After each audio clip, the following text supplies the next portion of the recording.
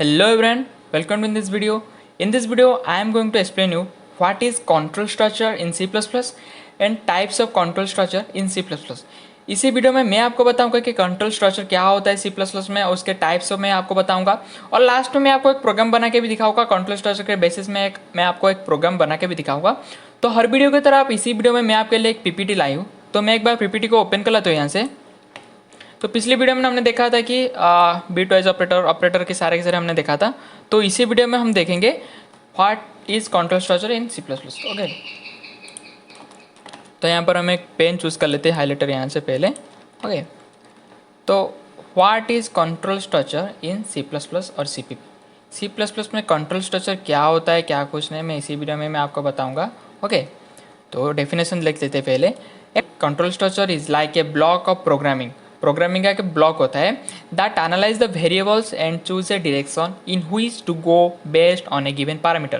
Parameter क्या होता है, मतलब फंक्शन के अंदर हमें जो टैग्स डालते हैं उसको हम पैरामीटर बोलते हैं। ओके, बताइए आपको समझ में आ गई है। तो चलते हैं नेक्स्ट स्क्रीन की तरफ।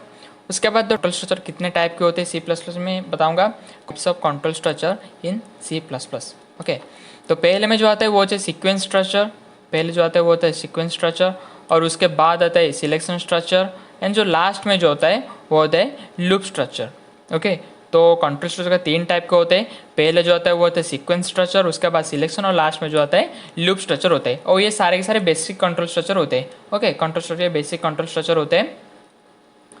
तो इसी वीडियो में मैं आपको बताऊँगा सीक्वेंस स्ट्रक्चर में आपको बताऊँगा और ये सिलेक्शन स्ट्रक्चर बताऊँगा। और जो लूप स्ट्रक्चर होता है वो बहुत लंबा होता है, तो इसीलिए मैं आपको ये नेक्स्ट पेज में बताऊंगा, मतलब नेक्स्ट वीडियो में मैं आपको ये बताऊंगा।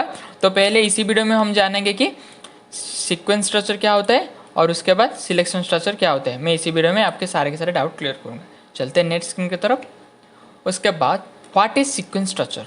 सीक्वेंस स्ट्रक्चर क्या होता है। Okay, structure is build into टू C++ unless directed otherwise C++ statement execute one after the other. मतलब सीक्वेंस स्ट्रक्चर क्या होते हैं, हम एक प्रोग्राम के अंदर एंट्री करी, उसके बाद एक हमको एक्शन हुआ और पहला एक्शन बाद दूसरा एक्शन, दूसरा एक्शन बाद तीसरा एक्शन, तीसरा एक्शन बाद चौथा एक्शन, चौथा एक्शन के बाद हम एग्जिट लेते हैं। मतलब चौथा एक्शन ऐसे पर्टिकुलर नहीं है, तो हम 5 भी ले सकते हैं, 6 भी ले सकते हैं। ऐसे हम पर्टिकुलर 1 बाय 1 स्टेप, मतलब एक बाद और एक, उसके बाद और एक, 1 के बाद एनदर, ऐसे जो होता है उसे हम बोलते हैं सीक्वेंस स्ट्रक्चर। नेक्स्ट में आता है सीक्वेंस स्ट्रक्चर का डायग्राम हम देख लेते हैं यहाँ पर से। ओके, यहाँ पर मैं पेन चूज़ कर लेता हूँ एक हाईलाइटर। तो यहाँ पर ये जो प्रोग्राम होता है, ओके, मैंने आपको बताया ना, प्रोग्राम का हम एंट्री लेते हैं तो एक्शन 1 होता है, उसके बाद एक्शन 2 होता है, एक्शन 3 होता है, एक्शन 4, एक्शन 5, उसके बाद एग्जिट। ओके, मैंने बताया ना आपको, प्रोग्राम के एंट्री लेने के बाद एक प्रोग्राम जाएंगे, उसके बाद और एक, उसके बाद और एक, ऐसे जो मतलब 5 प्रोग्राम हम देखते हैं। तो 5 प्रोग्राम के बाद वो एग्जिट लेता है, इसे हम बोलते हैं सीक्वेंस स्ट्रक्चर, मतलब एक सीक्वेंस की तरह आते हैं। तो यहाँ पर एक मैंने आपके लिए और एक डेफिनेशन बताया, a sequence structure shows a process a series of step और step in order of event. Okay, step by step होता है, मतलब प्रोग्राम के एंट्री लेने के बाद उसके और एक स्टेप और एक स्टेप, ऐसे स्टेप बाय स्टेप जो प्रोग्राम हम लिखते हैं उसको हम सीक्वेंस स्ट्रक्चर बोलते हैं।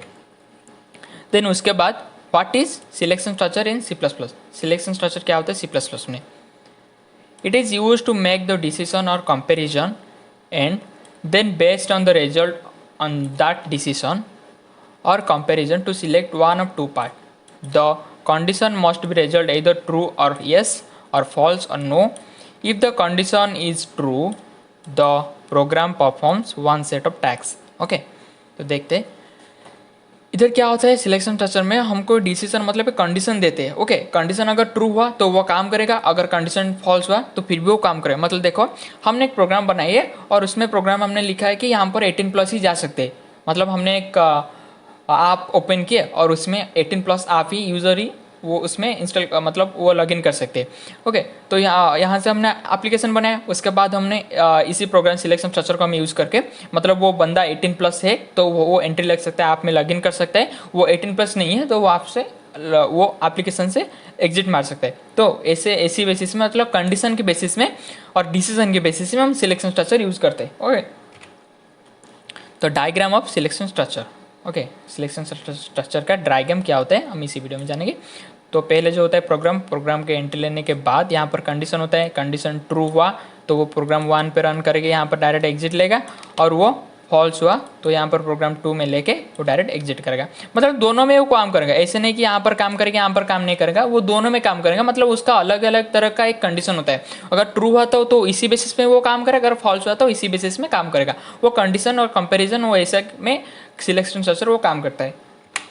ने जो पढ़ा अभी सीक्वेंस स्ट्रक्चर और सिलेक्शन स्ट्रक्चर सीक्वेंस स्ट्रक्चर और जो लूप स्ट्रक्चर, मैं लूप स्ट्रक्चर आपको एक अगली वीडियो में बताऊंगा क्योंकि वो बहुत लंबा होता है इसीलिए। तो ये जो दोनों हमने सिलेक्शन स्ट्रक्चर और सीक्वेंस स्ट्रक्चर वो किससे काम करते हैं, वो इफ एल्स स्टेटमेंट्स के जरिए। ओके, वो इफ एल्स स्टेटमेंट के जरिए काम करते हैं। और इफ एल्स लेडर का मतलब क्या होता है पता है? लेडर का मतलब होता है कि मल्टीपल इफ एल्स और इफ एल्स, उसके बाद और एक इफ एल्स और इसके बाद और एक इफ एल्स, इसी तरह बनते हैं मल्टीपल इफ एल्स, हम बोलते हैं इफ एल्स लेडर को। तो यहाँ पर इफ एल्स स्टेटमेंट क्या होता है? इफ एल्स स्टेटमेंट होता है if condition. Okay, COUT II plus, हम प्लस II ऐसे भी लिख सकते हैं। तो यहाँ पर स्विच केस आता है। स्विच केस में क्या होता है? स्विच एक एक्सप्रेशन होता है, एक्सप्रेशन, उसके बाद हम केस लिखते हैं, वो काम करता है ना। देखो हमने लिखा है कि ये केस 1 पे वो बंदा ये काम करेगा। ओके, तो हम तभी हम जब केस 1 दबाएंगे, मतलब स्विच में हम केस 1 जब दबाएंगे तो उसके बाद वो ही काम ही वो रन करेगा। और केस 2 में हमने लिखा है कि देखो केस 1 में हम लिखा है कि वो बंदा लेफ्ट में जाएगा और केस 2 में लिखा है कि वो बंदा राइट में जाएगा। ओके, तो इसी बेसिस में तो अगर हम केस 1 दबाए तो वो बंदा लेफ्ट में जाएगा और केस 2 दबाए तो उस बंदा राइट में जाएगा। हम जिस बेसिस में हम प्रोग्राम लिखे तो उसी बेसिस में वो काम करेगा। स्विच केस का मतलब ये होता है। ओके, हमने यहाँ पर जो एक्शन 1 लिखा है और एक्शन 2 लिखा है, तो एक्शन का हमने पूरा मीनिंग नहीं लिखा है, यहाँ पर हमने मीनिंग लिखा है। तो एक्शन केस के बाद एक्शन के जो कर्ली ब्रैकेट के अंदर हम एक्शन के ये लिखते हैं, COUT लिखते हैं, आउटपुट लिखते हैं, उसके बाद ब्रेक देते हैं। ब्रेक स्टेटमेंट क्या होता है मैं आपको प्रोग्राम में बना के दिखाऊंगा। मैं यहाँ पर आपको समझाऊंगा तो आप नहीं समझ पाएंगे। ओके, तो मैं आपको प्रोग्राम के करके दिखाऊंगा। तो चलते हैं हम हमारे कंप्यूटर की स्क्रीन के ऊपर, यहाँ पर एस्केप दबा के यहाँ पर कीप कर लेते हैं। यहाँ पर मैं यहाँ पर से डेव से प्लस को ओपन कर लेता हूँ। यहाँ पर से एक बार Ctrl+N दबा के एक न्यू फाइल ओपन कर लेता हूँ। तो मैं यहाँ पर एक प्रोग्राम लिखना स्टार्ट करता हूँ। हच इंक्लूड IOStream, उसके बाद using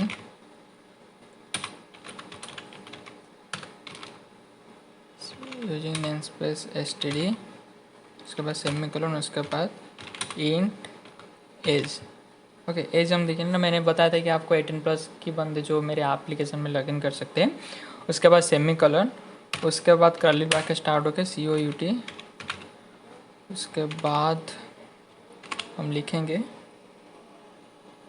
tell me your age. Okay, tell me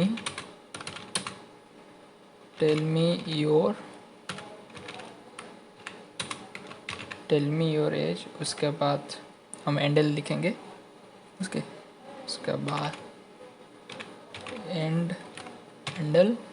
okay, उसके बाद सेमीकोलन और उसके बाद हम सीन लिखेंगे एज, उसके बाद सेमीकोलन। ओके, उसके बाद हम इफ स्टेटमेंट देंगे। मैंने बताया था आपको इफ स्टेटमेंट पे और इफ एल्स लेडर स्टेटमेंट पे, और उसके बाद हम एक स्विच के स्टेटमेंट में हम लिख सकते हैं ये सारे के सारे program. Okay, sequence control structure और सिलेक्शन कंट्रोल स्ट्रक्चर, ये सारे के सारे हम ये तीनों बेसिस में हम लिख सकते हैं। ओके, तो यहाँ पर हम इफ स्टेटमेंट लिखते हैं। इफ दे के यहाँ पर ब्रैकेट दे के age is greater than 18। Okay, age is greater than 18। उसके बाद मैं यहाँ पर कर्ली ब्रैकेट स्टार्ट करते हैं। ओके, यहाँ पर हम कर्ली ब्रैकेट स्टार्ट करते हैं। तो COUT लिख के यहाँ पर हम लिखेंगे you can't log in my application. you can't log in my application. You can't log in my application if you are 18. Okay, you can't log in my application. उसके बाद एंडल। ओके, उसके बाद हम एंडल लिखा और उसके बाद हम लिखेंगे इफ एल्स इफ का स्टेटमेंट हम भी लिखेंगे। सी आउट के अंदर एल्स इफ देने के बाद हम यहाँ पर एक ब्रैकेट सुन के age is equal to 18। Okay, age is equal to, अगर 18 का बंदा भी अगर वो 18 का एज का बंदा होगा तो वो क्या करेगा, उसके लिए भी कुछ जुगाड़ करना है ना, COUT। उसके बाद हम ये लिखेंगे you are a kid and you will get a kid pass. You are a kid and you must have a kid pass or a SHO school identity card. Okay, उसके बाद एंडल लिख के एंडल, उसके बाद सेमीकोलन। ओके, ये else if का statement हो गया। पहले इफ और एल्सिफ, ये दोनों स्टेटमेंट हो गया, और उसके बाद एल्स स्टेटमेंट हम लिखेंगे। ELSE, एल्स में हम क्या लिखेंगे, एल्स में हम लिखेंगे कि COUT, एल्स में हम लिखेंगे you are eligible to log in my application, APPLICATION, can log in my application। Okay, उसके बाद एंडल लिख के एंडल लिख के, सॉरी मैंने गलत कर लिया, एंडल लिख के हम यहाँ पर सेमीकोलन दे देते हैं। ओके, उसके बाद हम रिटर्न 0 लिख के प्रोग्राम को एंड करते हैं। ओके, यहाँ पर से रिटर्न 0 हम लिख देते हैं, रिटर्न 0 लिख के प्रोग्राम को यहाँ पर एंड कर देते हैं। ओके, यहाँ पर अब हम रन करे जा रहे प्रोग्राम को, यहाँ पर कंपाइल एंड रन दोनों होता है। तो यहाँ पर मैंने सेव कर लेता हूँ एक बार प्रोग्राम को। ये ट्यूटोरियल नंबर कितना है, 6 नंबर है। तो क्लास नंबर 6, ओके, .cpp। मैं यहाँ पर से एक बार रन कर लेता हूँ प्रोग्राम को। यहाँ पर रन कर लिया, 0 एरर आ रहा है यहाँ पर। तो ये फास्ट हमको बता रहे, पहले हमको बताया, आप एक बार स्क्रीनशॉट ले लीजिए, हर वीडियो की तरह मैं आपको बता रहा हूँ, स्क्रीनशॉट ले लीजिए। ओके, ये पहले हमको बता रहे कि टेल मी योर एज, हमने दबाया कि हमारा एज 18।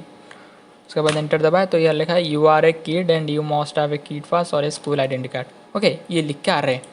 तभी हम और दबाएंगे यहाँ पर F11 देके। उसके बाद फिर हम यहाँ पर दबाएंगे कि हमारा एज है 13। ओके, तो वो शो कर रहा है कि you can't log in my application, okay, because you are 13। Okay, तो हमने यहाँ पर जो भी कुछ लिखे ये लिख के यू आ रहा है।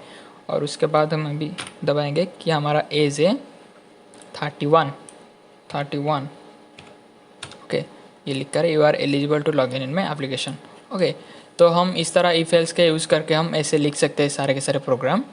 ओके, बात बताओ, आप स्विच केस का होमवर्क मैं आपको दे देता हूँ। ओके, और होमवर्क दे रहा हूँ, स्विच केस का आप बना के मुझे दिखाना। ओके, जो भी बंदे को डाउट आ रहा है तो वो मुझे कमेंट भी बता सकते हैं, मैं स्विच केस का भी आपको लिख के दिखा दूंगा। तो चलते हैं नेक्स्ट वीडियो में, तो तब के लिए टेक केयर, बाय बाय। और चैनल पर नहीं हो तो चैनल को सब्सक्राइब कर देना, बेल नोटिफिकेशन ऑन करके ऑल पे प्रेस कर देना, हर वीडियो का नोटिफिकेशन सबसे पहले पाने के लिए।